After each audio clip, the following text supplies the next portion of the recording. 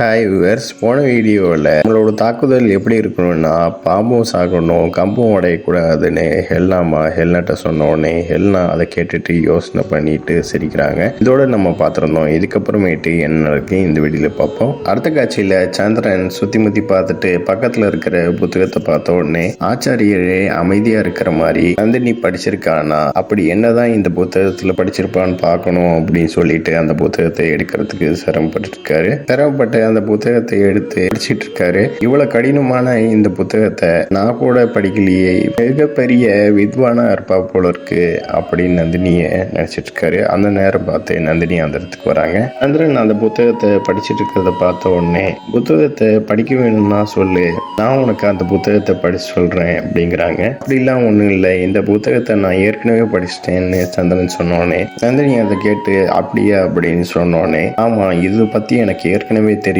சொல்றாரு. இது எல்லா புத்தகத்தையும் நீ ஏற்கனவே படிச்சிட்டியான்னு நந்தினி மறுபடியும் கேட்கிறாங்க. ரசசீலால இருக்கிறப்ப இது எல்லா புத்தகத்தையும் நான் படிச்சிட்டேன் அப்படின்னு சந்திரன் சொன்னோன்னே, அப்படியா இது ரொம்ப சந்தோஷமான விஷயமாச்சு அப்படின்னு சொல்லிட்டு, சில நேரம் நான் தனிமையில் இருந்து படிக்கிற போது என் மனசுல இந்த புத்தகத்துக்கான கேள்வி சந்தேகம்லாம் ஏற்பட்டுச்சு. உனக்கு தான் எல்லாமே தெரியும் சொல்றியே, இந்த சந்தேகத்துக்கெல்லாம் நீ விளக்கம் சொல்லலாம்ல, இந்த சந்தேகத்துக்கான விளக்கம் சொல்லு அப்படின்னு நந்தினி அந்த புத்தகத்தை கொடுத்தோன்னே அந்த புத்தகத்தை பார்த்துட்டு இதுக்கான அர்த்தம் ரொம்ப சுலபமானது அப்படின்னு அவர் சொல்றாரு. சந்திரன் இதுக்கான அர்த்தத்தை யோசனை பண்ணிட்டு இருக்கிற போது நந்தினி சிரிப்பாடிக்கிட்டு இருக்காங்க.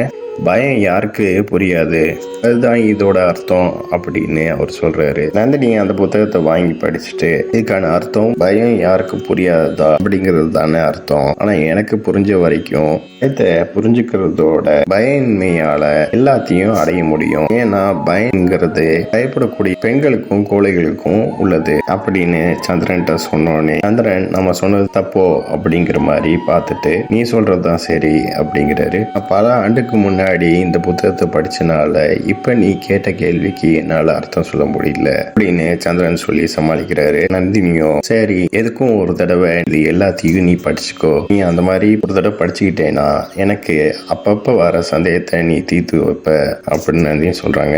இதை கேட்ட சந்திரன், எதுக்காக இவ்வளவு படிக்கிற அப்படின்னு நந்தினி பார்த்து கேட்கிறாரு. உனக்கு சண்டை போடுறது பிடிக்கும்ல? உடனே சந்திரன் யோசிக்கிறாரு. ஆமா, அதுல எனக்கு ஆர்வம் அதிகம் அப்படிங்கிறாரு. அதே மாதிரிதான் எனக்கும் படிக்கிறதுல ரொம்ப ஆர்வம், அனைவரோட நான் பெரிய வித்வான் ஆகணும், இதான் என்னோட ஆசை அப்படின்னு நந்தினி சொல்றாங்க. ஆனா உன்னால படிக்க முடியல, ஏன் அப்படின்னு சந்திரன் கேட்ட உடனே, சில நேரம் நம்ம யார் மேல அதிக அன்பு செலுத்துறோமோ அவங்க வார்த்தைக்கு நம்ம மதிப்பு கொடுக்கணும். நான் யார் மேல அன்பு செலுத்தணும் அவருக்கு கல்வி பூர்த்தி செய்யறது விருப்பம் இல்ல, எப்பவுமே என் இது இருக்கிறவரு அப்படின்னு நந்தினி சொல்லிட்டு இருக்க நேரத்துல நந்தனை காட்டுறாங்க. இந்த காட்சியில நந்தனோட வருங்கால கனவை நிபந்தனையை நீ ஏத்துக்கிட்டு தான் ஆகணும் அப்படின்னு நந்தன் சொல்றாரு. அடுத்த காட்சியில சந்திரன், உனக்கு ரொம்ப பிடிச்ச விஷயத்த நீ தியாகம் செய்யணும், இதுக்கு ஒரே ஒரு காரணம், நீ அவர் மேல அன்பு செலுத்துறது தான் அப்படின்னு சந்திரன் சொன்னோடனே இதை கேட்டு நந்தினி, இந்த உலகத்துல அன்புதான் மிகவும் முக்கியத்துவம் வாய்ந்தது நந்தினி சொன்ன உடனே சந்திரன் பார்த்துட்டே இருக்காரு.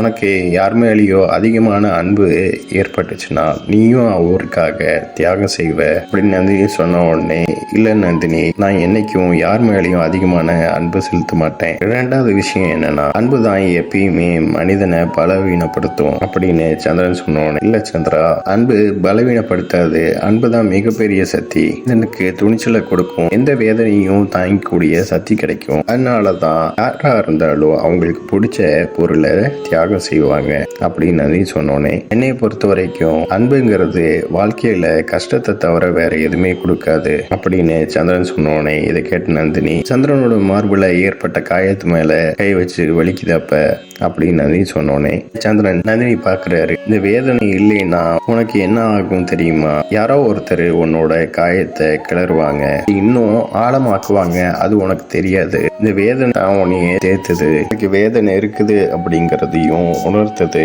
வேதனை தான் அந்த காயத்தை ஆழமாக்காம தடுக்குது, வேதனை தான் நம்மளை உயிரோட வச்சிருக்கு, இந்த வேதனையால தான் நான் இன்னும் உயிரோட இருக்கேன் அப்படின்னு நந்தினி சொன்னோன்னே இதை கேட்ட சந்திரன் நந்தினி பாக்குறாரு. நந்தினியும் சந்திரன் பார்த்துருக்காங்க. சந்திரனும் நந்தினியும் ஒருத்தர் பார்த்துட்டு இருக்கிற நேரத்துல ஹெல்னா அம்மாவும் குறுக்க கௌசிக் வந்த மாதிரி வராங்க. இதோட இந்த எபிசோட் முடியுது. நெக்ஸ்ட் எபிசோட்ல பார்க்கலாம். இந்த சேனல் சப்ஸ்கிரைப் பண்ணுங்க, அண்ட் பெல் பட்டனை பிரஸ் பண்ணுங்க, லைக் பண்ணுங்க, ஷேர் பண்ணுங்க. தேங்க்யூ.